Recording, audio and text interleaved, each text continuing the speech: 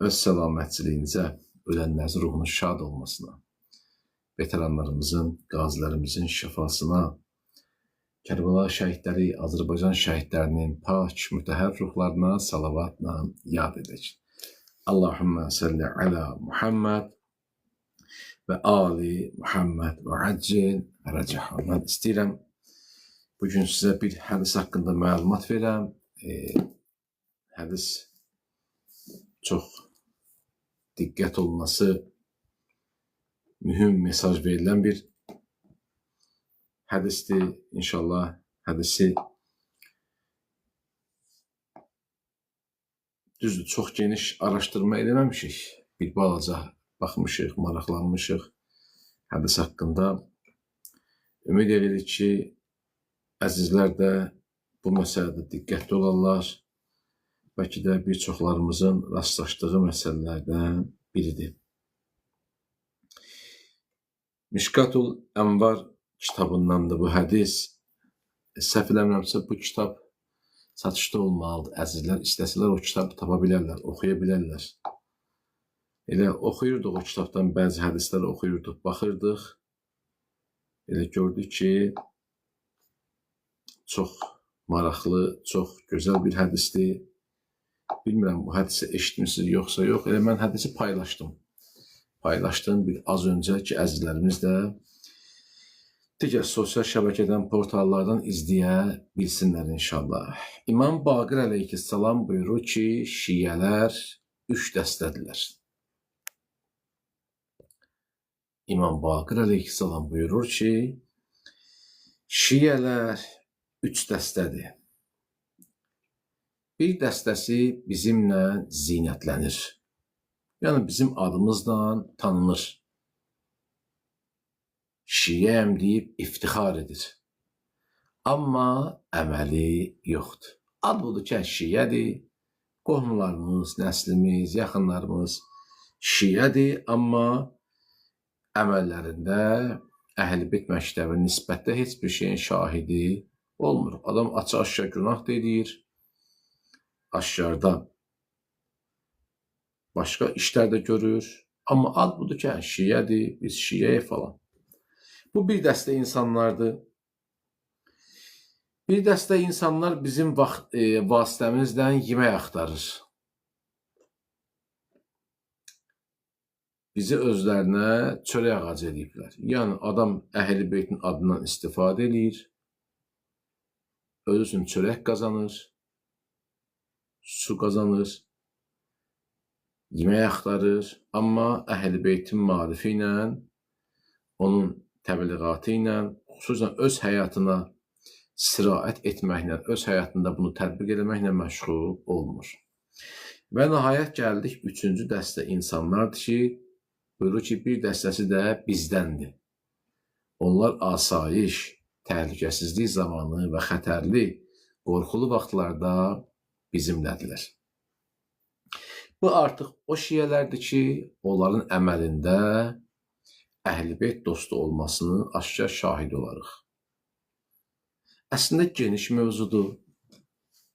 Çox geniş mövzudur. Bilmirəm nə qədər vaxtımız yetəcək buna. Bizim təxminən 1 saat vaxtımız var, çünki sual cavabımız da var.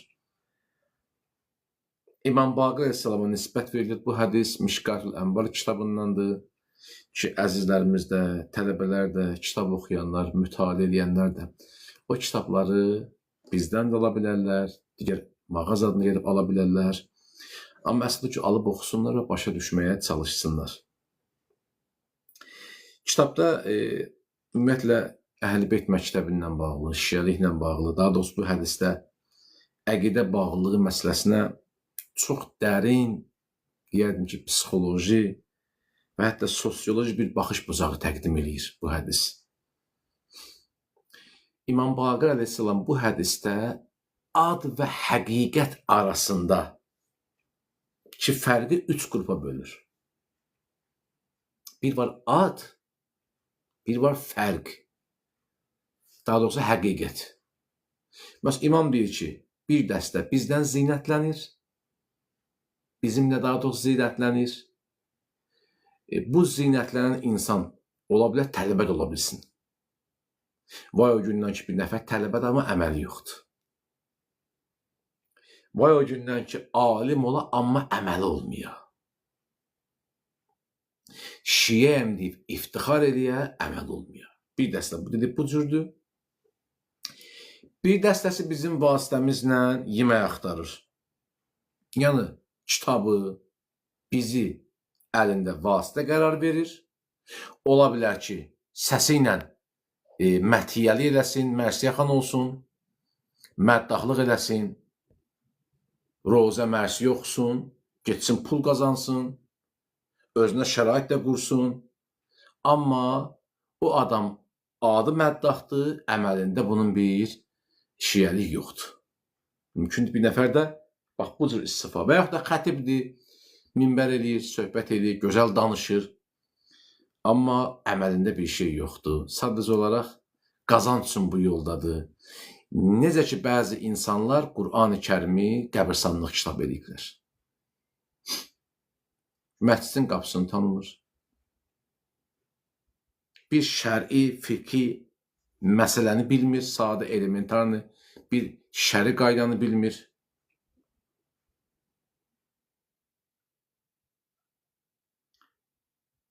Bir əqidə məsələsindən xəbər yoxdur, bir tövhiddən bilmir, üsulüddиndən, firuddиndən bilmir.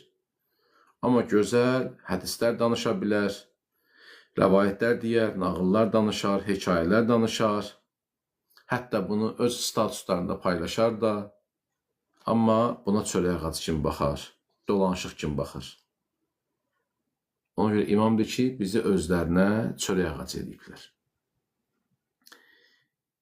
Bir dəstə də budur ki, ən çətin anlarda, təhlükəsizlik zamanı və xətərli, qorxulu vaxtlarda bizdəndirlər. Bu da ki, aydın məsələdir. İmam dedik, burada ad və həqiqət arasında 3 qrup üzərindən çıxış edir ki, saydıqlarımız üzərindən. Biri budur ki, dedik, zinətlənənlər, yəni şəxsiyyətini adla ucaldan adamlar. Bu qrup üçün şiyəli bir etiket və sosial bir dənə statusdur. Mən həciyəm, mən Kərbəlayıyam, mən Məşədiyəm, mən İmam Rıza Aleyhisselamın ziyarətində olmuşam, mən 10 dəfə Kərbada olmuşam, 30 dəfə Məşəddə olmuşam, 15 dəfə həcdə olmuşam və bir dəstə insanlar məhz bu adın qazandığı uğurla, üstünlüklə fəxr edirlər. Ki, bəziləri elə bilir ki, 5 dəfə Kərbada olmaqla tövhidi yaxşı bilir. Şəriəti, fiqhiyə, mən bunu şəxsən şahid olmuşam, dəfələrlə şahid olmuşuq. Turlarda, ziyarətlər, sual vermiş avtobusda. Adamlar olub ki, imamların adlarını saya bilməyiblər. Bir avtobusun 99% imamların adlarını saya bilməyib.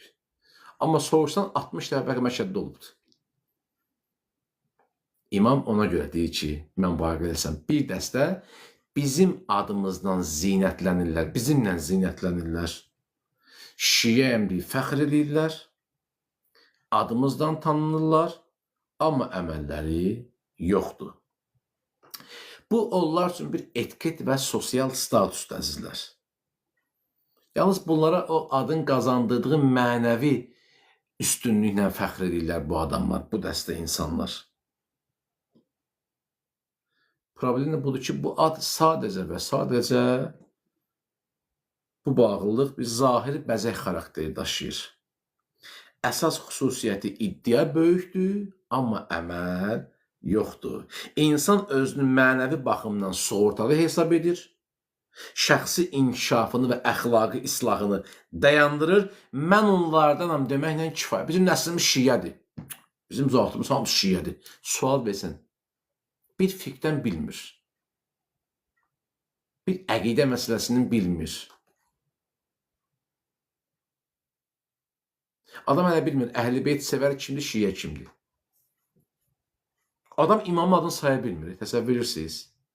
Mən dəfələrlə avtobusda sual vermişəm, neçə imamın adı Əlidir, inandırım sizi 95%, 99% cavab verə bilməyibdir. Bizdən ziyarətli olanlar bunu şahid olublar, bilirlər. Hələ mən xırda bir figuram da, milyonda bir figuram. Mən kiməm ki, gəlsin? Adam həcidir, cəmaat hacıya hörmətlə yanaşırlar. Hacı olan şəxsi elə hörmətlə yanaşır, sanki bir dənə üləmadır. Biraz qurtdalasan, müştəhid düşmənidir, yer gəlsə. Fəqih düşmənidir bəlkə də. Biraz qurtdalasan, bir bal qurtdalasan, sekulyar şişələrdirlər bunlar. Bilirsən mən sekulyar şişələr kimə deyirlər? Yəni, biraz müasirlik qatmaq istəyən bəzi məsələlərə, müəyyən don giyindirməyə çalışan. Əşi, nə olsun, otmursan, sən nə evə lazımdır? Cəmaat içir, sən toyunda ot, çörəyi, nəməri yazır, getdə. Məsələn, hələ xırda bir şeylər deyil amma. Nəyəsə uyğunlaşdırmağa çalışırlar, qiyas eləyirlər. Biraz liberallıq var, bəli. Addan bunlar. Addan. Kərbəla, gəl əyləş. Kərbəlaya gedib adam küşdə və stolda. Kərbəla, gəl ayağa dur, gəl əyləş.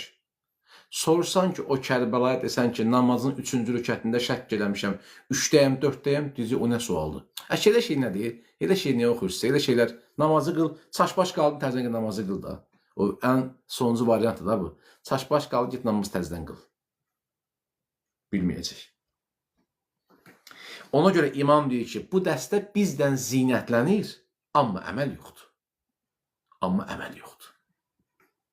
Bu birinci dəstə. Vay o gündən. Bir nəfər xanım hicab bağlayır, hicabdan məlumat olmuyor. Gedim biraz dərinə. Biraz dərinə gedim bir cümlə ilə. Vay o gündən ki, başındakı hicabı ispat eləyə bilməyə. Ki, bu hicab hardan gəlir? Ayəsi nədir? Hədisi nədir? Bunu bağlamaqdan məqsəd nədir? Bunu ispat eləyə bilməyə. Vay o gündən. Vay o gündən kiməsə baxıb bağlıya. O gec-tez uzaq düşəcək ondan. Mütləq. Mütləq. Kimlər ki açır ha? Kimlər ki açır? Müəyyən bəhanələr olur. Bilin ki, onu tanımayıb ona görə. Onu tanımayıb. O məsələni bilməyibdir. Hətta ki, insan bəndə olduğunu başa düşsə, alnın möhürdən qaldırmaz. Da onu gəl zorla qaldırırlar yerindən, o cürlə. Bu bir dəstə insanlar. İkinci dəstə adamlar budur ki, bizim vasitəmizdən yemək axtarırlar. Özlərinə çörək ağacı ediblər. Bir qrup, yazıca gəlir, mən deyirdim sizə, neçə dərs bundan qabaq. Elmsiz dindarlar təhlükəlidir. Hətta sonra bir dənəsini əlavə elədim. Dedim ki, elmli, təkəbbürlü dindarlar təhlükəlidir. Dönəndə bir dənəsini əlavə eləmişik. Bəsirətsiz elm fayda verməyəcək. Vay o gündən ki, cəmiyyət Fatihə və İxlasın ümidinə qala.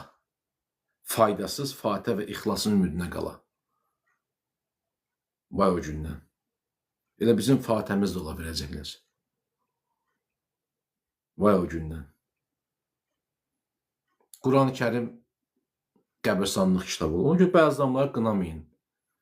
Bəziləri sizə iraddanla qınamayın. Quran dirilər üçündür. Bəli, Quran dirilər üçündür. O dirilər üçündür ki, cəmiyyət üçün fayda verir. O dirilər üçündür Quran. Ölü və diri məfhumu Allah qatında başqa cürdür. Biz əslində ölmürük, dünyamızı dəyişirik.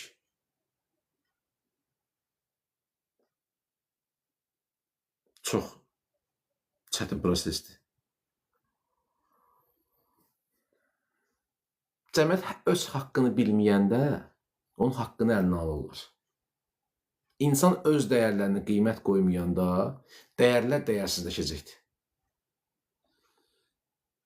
Necə ki, Quran kitabı maşında sallanır, ötmə əməliyyatı eləndə, sola sağa dönəndə, kurğu dönəndə, sürəti qaldıranda, yellənir göydə, belə biz də yellənəcək, göydə qalacaq. Əyağımız yerdən üzüləcək, nə vaxt düşərik yerə. Quran divarlarda qalanda, Quran bəzək üçün istifadə olunanda bu cür olacaq. Aşuranın mahiyyətini bilməyəndə bu cür olacaq. Ramazanın mahiyyətini bilməyəndə rəqəm baxımından, təqvim baxımından çaşbaş qalacaq cəmiyyət.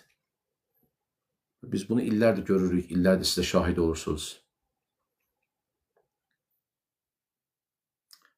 Bunlar üçün Əhl-i-Beyt yolu məqsəd deyil, dünyəvi qazanc, şöhrət, nüfuz və ya maddi mənfəət əldə etmək üçün bunlar üçün mühümdür.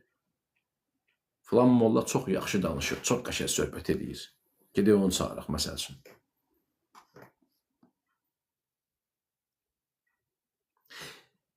Bu prosesdə əsas məsələ, əsas sədaqət mənfəətə bağlıdır.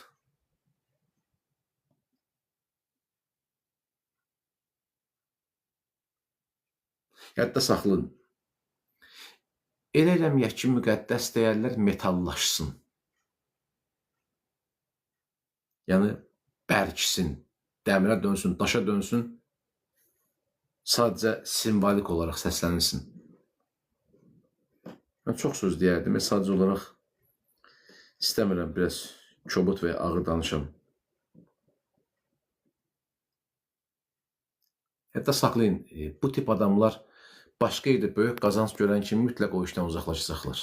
O işdən mütləq qaçacaqlar. Görürsünüz, bəzi insanların belə bir iddiası var. Neyiniyim? Çıxım işdən gelin, bəs sən deyil, mənə gəlib iş verəsən, çörək verəsən. Başa düşmürəm, həqiqəti anlamaq üçün mən niyə sənə çörək verməliyim ki?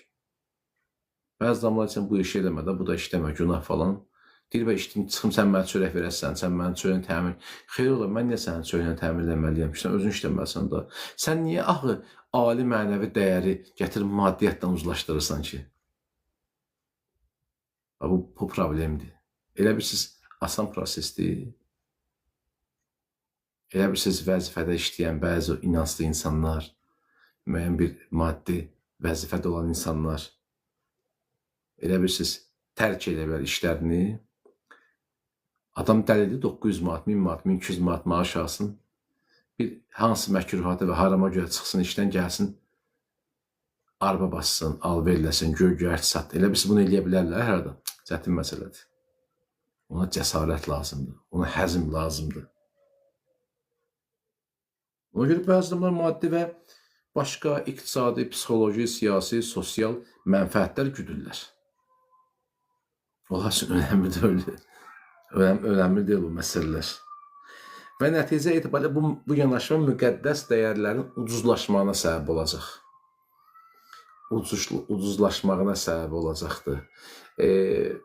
Dəyərə qiymət verməsə cəmiyyət, dəyərsiz insanların əlində qalacaqlar. Alma almaya bənzər filmə kim baxıbdır? Deyir, istən sənin üçün şəhər, bazarı bağlatdırın. Baxmışsınız o filmə? Çox qəşəng filmdir. Azərbaycan kinematografiyasında yeri izi olan bir filmlərdəndir. Hətta bu yaxında o filmin aktrisasından və həyatından bağlı bəzi sənətli proseslərdə bax. Orada bir dənə epizod var. Almanın qiyməti və qalxması və düşməsi. Baxmışsınız o hissəyə. Mərhum aktyor Hacbala desən, Hacaba oynayır o filmdə, baş rolda. O bazarda almaları ki, o dəyərli, keyfiyyətli alman necə qiymətini öldürür. Görürsünüz, səhərsi günü alman aşağı salır, ondan alır, növbəti günü alman qiymətini özü qaldırır. Görürsünüz, bir şey, dəyərlər dəyərsiz insanın əlində olanda qiymətli olmayacaqdır. İcazə verməyin ki, sizin müqəddəs və ali bildiyiniz bir şeylərə kimsə təzyiq göstərsin və ya məsəl üçün bir söz atsın, söz desin, o şəraiti yaratmayasan gərək. Sən namaza başlayırsansa, elə addım atmalısan, kimsə molla demə. Molla olmaq gözəldir, söz yox, problem yoxdur. Amma indi bizim cəmiyyətdə başqa cür qarşılanır bu məsələlər. İkinci dəstə adamlar bunlardır, yemək axtaran insanlardılar. İmam Baqir Əleyhisselam buyurur, çox sevirəm bu hədisi. Üçüncü budur ki, əsl sadiq tərəfdarlar bizdən olanlardır. Çətin gündə yanımızdadılar. Bir qorxulu vaxtda yanımızda olurlar. Bizdən bir yerdə olurlar. Bir nəfər var idi, böyük adamlardan biri danışırdı. Deyir, bir nəfər olur, tarixdə olmuş hadisə. Deyir, kaş mən Kərbəlada olaydım və imamın yanında olaydı. Biz elə bilirsiniz, demək çox asandır. Mən Allah mənə qismət eləmədi, mən də Qarabağda vuruşardım, düşmənləri öldürərdim. Elə bilirsiniz, əlinə silah almaq, vuruşmaq asan bir şeydir. Güc, qüvvət lazım, cəsarət lazımdır. Eynən Kərbalada kimi. O bir nəfər yazırdı, hansı alimin həyatını oxumuşdum onu, o danışırdı ki, öz xatirəndə qeyd edir. Bir nəfər deyirdi ki, mən orada olsaydım belə eləyərdim. Deyir, axşam yatdı, yuxuda gördü ki, imama ox atırlar, bu çevrilir, ox ki, imama dəyir. Hər dəfə imama ox atanda bu çevrilir, ox ki, imama dəyirmiş. Səhər ailə deyir, gördün deyir. Gördün necə oldu. Yəni, iddia eləmək çox böyük bir dənə ağır səslənir. Ehtiyatlı olun. Çalışın, iddia eləməyəsiniz. İntrospeksiya. Bilmirəm, bu termini eşitmişsiniz yoxsa yox. İntrospeksiya daha doğrusu. Bəzən əzizlərimizdən bu cür danışanda deyir, nə olub ki mənə? Olur, bayaq da bir nəfərə söz deyirdik, deyir, mənə nə olubdur? İntrospeksiya bilsin nədir? Elmi termində, özünə baxış. Yəni, bu bölgü bizə güzgüdür. Mən bu yolu nə üçün bağlıyam? Özünüzə sual verin, özümüzə sual verin. Mən bu yolu niyə bağlıyam? Ümumiyyətlə, mən niyə şii olmaq istəyirəm? Və olmaq istəyirəmsə nə addımlar atıram? Ya atmışam mı, atmalıyam mı?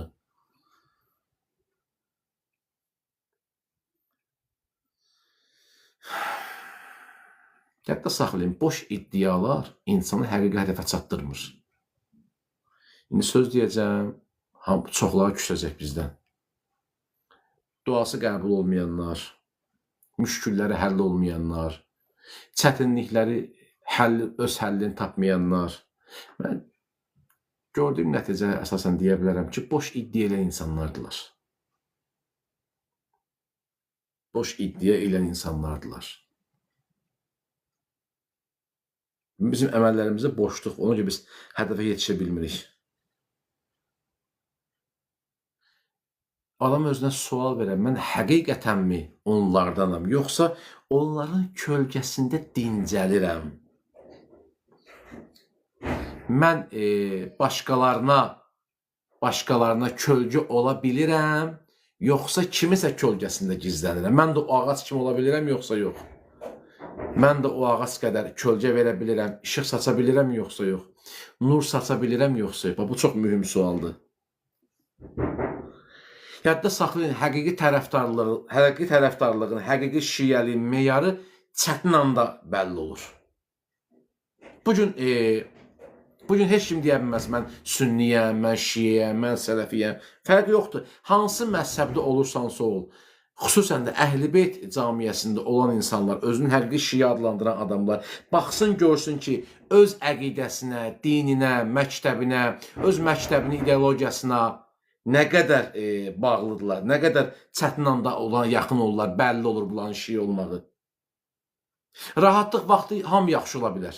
Rahatlıq vaxtı hamı əli ola bilər. Amma xətərli vaxtda sadiq qalmaq, iradə və dərin mərifət tələb edir.